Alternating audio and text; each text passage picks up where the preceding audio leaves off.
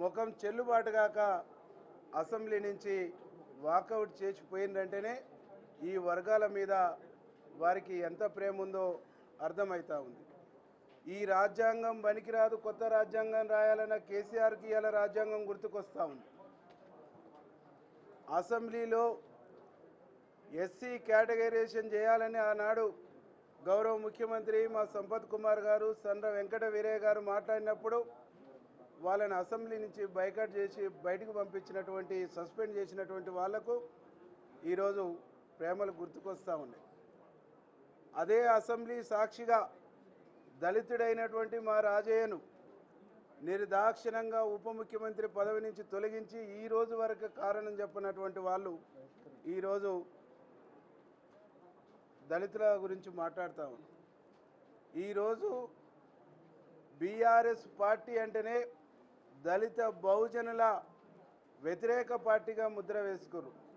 దళితుల చర్చను ఇలా ఆస్వాదించేటువంటి పరిస్థితుల్లో లేరు. దళితుల పట్ల వాళ్ళకు ప్రేమ లేదు. దళిత ముఖ్యమంత్రి అన్నారు, చేయలేదు. దళితులకు 3 ఎకరాల భూమి అన్నారు, ఇవ్వలేదు.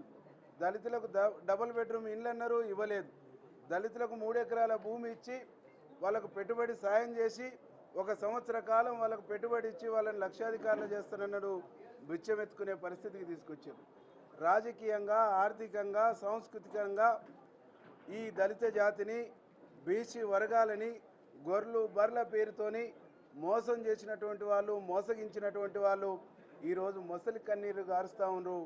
ఎందుకంటే గ్రామ పంచాయతీ ఎన్నికలు వచ్చినాయి కాబట్టి తెలంగాణలో ఉండేటువంటి ఎస్సీ, ఎస్టీ, బీసీ వర్గాలకు మేము విజ్ఞప్తి చేస్తూ ఉన్నాం. ఈ వర్గాల పక్షపాతి అయినటువంటి కాంగ్రెస్ పార్టీ, ఈ వర్గాల పక్షపాతి అయినటువంటి ముఖ్యమంత్రి రేవంత్ రెడ్డి గారు. కాబట్టి మన అభ్యున్నతి కోసం పాటుపడే ముఖ్యమంత్రి గారికి అండగా, తోడునీడగా ఉండాలి. వాళ్ళు చెప్తున్నటువంటి తప్పుడు లెక్కలను మీరు నమ్మకండి. తెలంగాణ రాష్ట్రం, ఆంధ్రప్రదేశ్ విడిపోయినప్పుడు జనాభా ప్రాతిపదికనే ఇక్కడ ఆస్తుల పంపకాలు జరిగినాయి. ఇవాళ కొత్త లెక్కలు చెప్తూ, వక్ర భాష చెప్తూ, అబద్ధాలు చెప్తూ, అసత్యాలు చెప్తూ తెమ్మిని బమ్మిని చేసేటువంటి ఒక ప్రయత్నం బీఆర్ఎస్ చేస్తూ ఉంది. ఎందుకంటే గడిచిన 10 సంవత్సరాల్లో ఒక్కటంటే ఒక్కటి కూడా వాళ్ళు చేయలేదు. ఎస్సీ వర్గీకరణ చేయలేదు.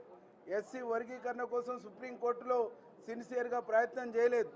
చేయకపోగా ఈరోజు మా ముఖ్యమంత్రి గారు సుప్రీంకోర్టులో వాదనలు వినిపించి గొప్ప ప్రయత్నం చేసి ఇలా వర్గాల పక్షపాతిగా నిలబడి ఆ వర్గాలకు మేలు చేసేటువంటి ఒక ప్రయత్నం చేస్తుంటే జీర్ణించుకోలేకపోతాం. బీసీలకు జరుగుతున్నటువంటి అన్యాయాన్ని మా రాహుల్ గాంధీ గారు, మా నాయకుడు చాలా స్పష్టంగా చెప్తా ఉండు.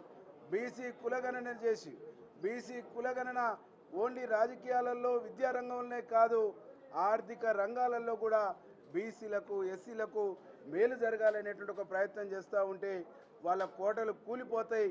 బీసీలు ఆర్థికంగా బలోపేతమైతే, రాజకీయంగా బలోపేతమైతే, ఎస్సీలు రాజకీయంగా, ఆర్థికంగా బలోపేతమైతే వీళ్ళ పెత్తనాలు కుప్పగూలుతాయి అనేటువంటి ఒక ఉద్దేశంతోనే తప్పుడు ప్రచారం చేస్తుండ్రు.